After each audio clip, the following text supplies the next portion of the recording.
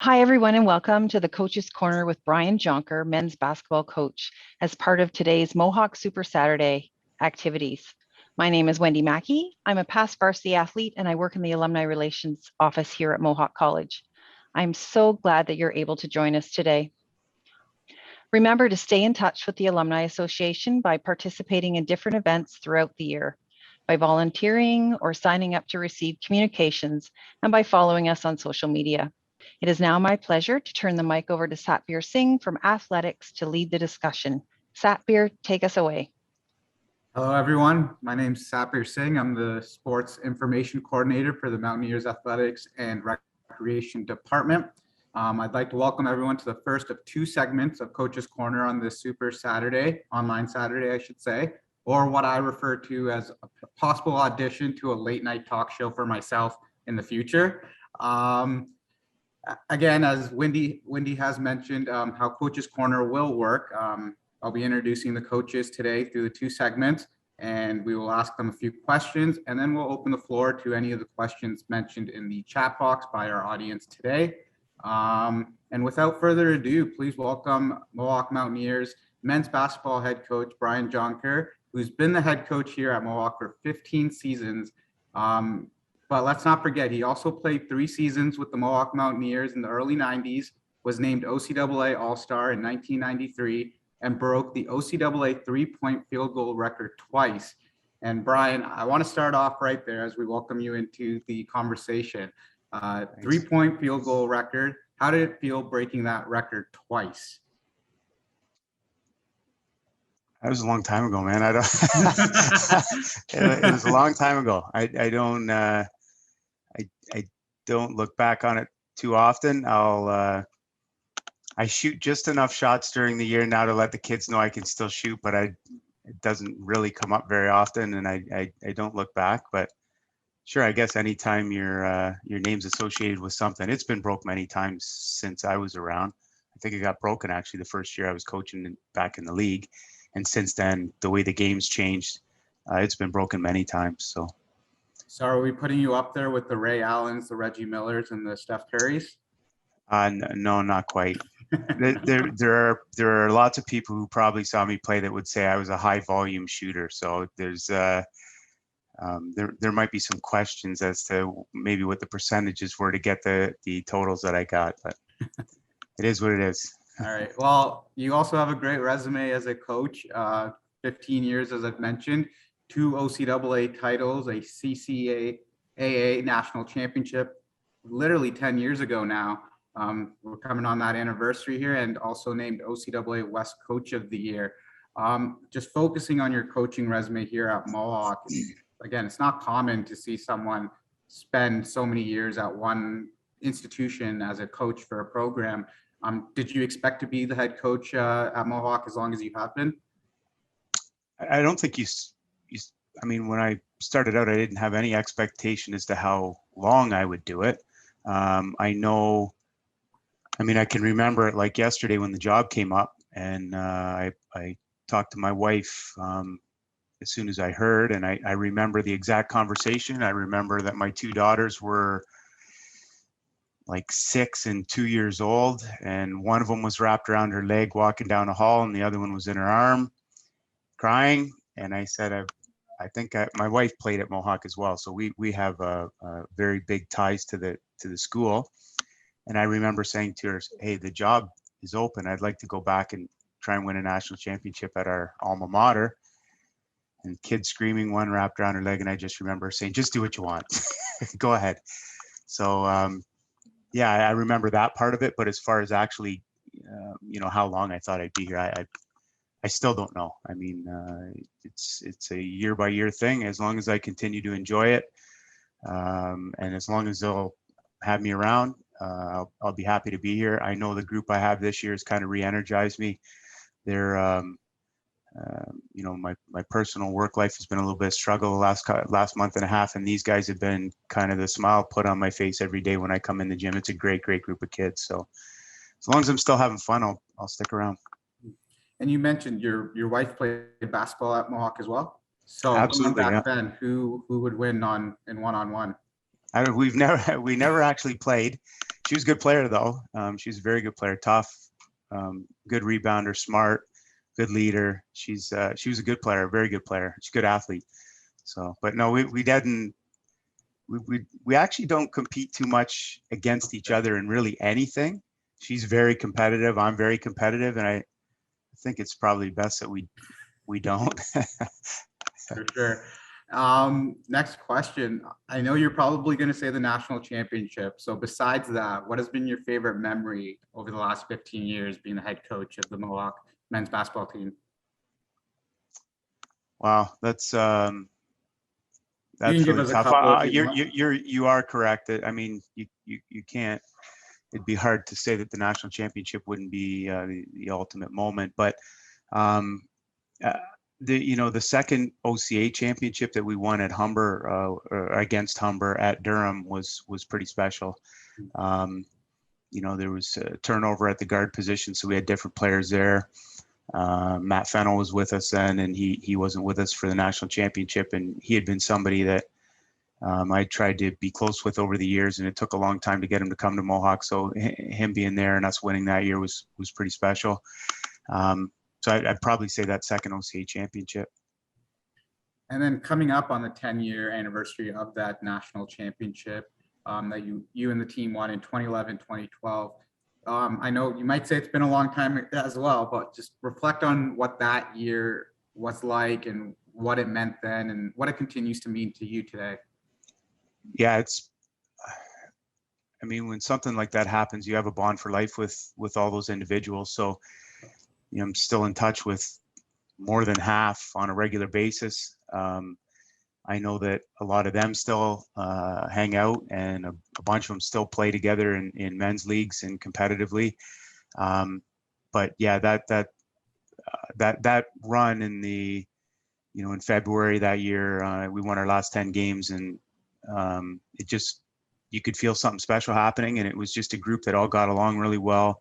The pieces fit. We had size, we had shot blocking, we had Alex Reese was a great glue guy for us and did a little bit of everything. And we had an all Canadian backcourt and good quality off the bench. So it just gelled and it was perfect. And to do that out east, we were out about 45 in Truro, Nova Scotia, about 45 minutes outside of Halifax. And it was just special. And we actually probably had 40 or 50 Mohawk people down there when we won, from family and friends and stuff. My parents drove out. My wife and kids were there. It was, I'll never forget it. I mean, it was special. Winning that night and going out with everybody. And it was St. Patrick's Day, so we took over a small pub in Truro, a basement pub. You walk down, it was perfect. It was absolutely perfect. And we had, it's things you'll never forget. And that group of people that we had were very special, and we'll have a bond for life. Every St. Patrick's Day, I text the entire team, happy anniversary. And I always get replies from 85% of them. And so we have that bond forever. Hopefully this year, when St. Patrick's approaches, we can get everyone together and celebrate the 10-year anniversary. It would be nice. Yeah. Yeah. So over these 15 years, you have to pick one individual who's been your favorite athlete to coach in a Mountaineers jersey. Sabsher, do you have any kids? No. Okay. Do you have any siblings? Yes. What would your parents say if you asked them who their favorite kid was? Being biased, I would say they'd say me. Yeah. Well, I'm going to tell you, if they're smart, they would say they don't have any favorite kids. So I've coached a lot of people over the years, a lot of great people, and it'd be really hard to pick one. I've obviously from an athletic standpoint and from an accomplishment standpoint, like we've had, Matt Fennell was a national player of the year and a 2-time All-Canadian. And Amino Bello was the year we won the national championship. He was the national athlete of the year across all sports.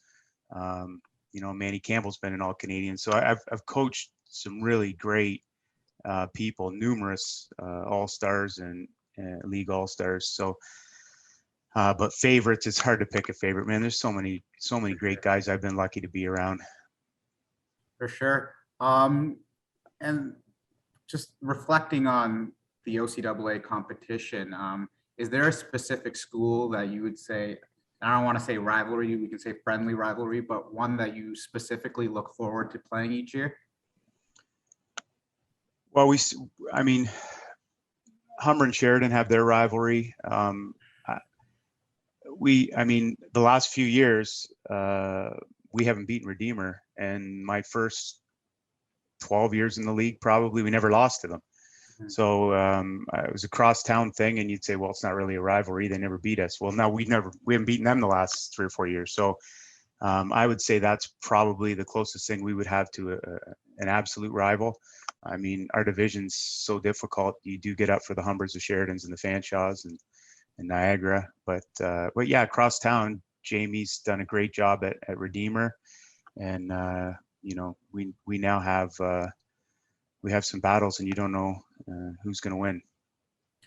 I'm looking ahead to this year. Obviously, a big exhibition schedule, unique from previous years, I would assume. What can people expect from your team this year?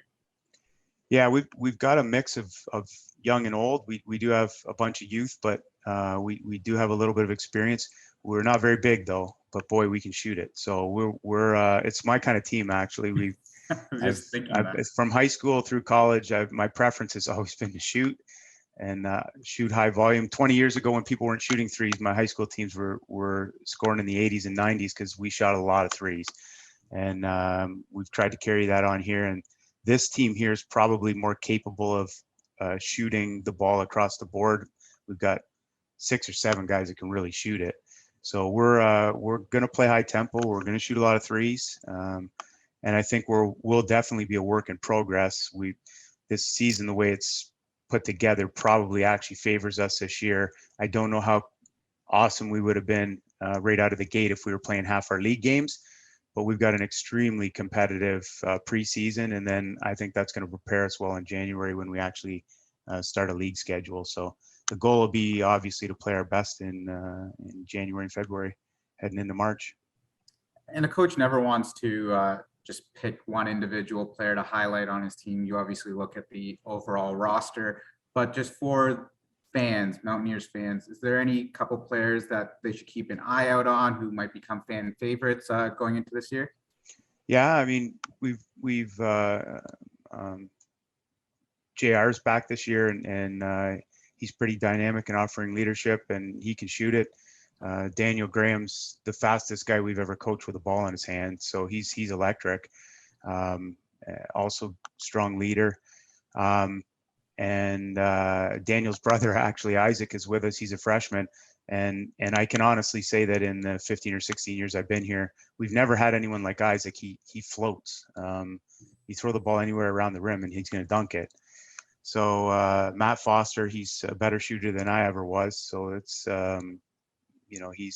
that's another guy that you can watch for, and we've got some nice pieces around all these guys too. And Mackenzie Hart's coming over from Mac.